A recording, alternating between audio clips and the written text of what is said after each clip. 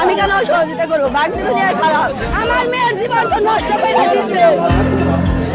গাজীপুরে আপন খালুর সঙ্গে ভাগ্নের কথিত অনৈতিক সম্পর্ক, 5 দিন একসঙ্গে অবস্থান এবং পরে বাড়িতে ফিরে আসার ঘটনা নিয়ে যখন এলাকায় আলোচনা চলছে, ঠিক তখনই এই ঘটনায় এসেছে নতুন মোড়।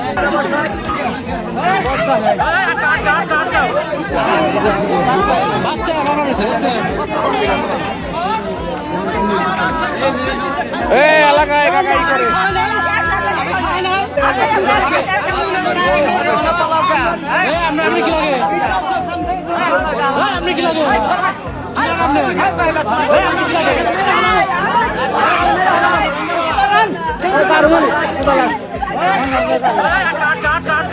ঘটনার শুরুতে জাহিদা নামের এই তরুণী খালুর সঙ্গে অনৈতিক সম্পর্ক এবং নিজের ইচ্ছায় ঘনিষ্ঠ হওয়ার কথা স্বীকার করেছিলেন বলে জানা যায়, কিন্তু সময় করানোর সঙ্গে সঙ্গে তার বক্তব্যে আসে পরিবর্তন।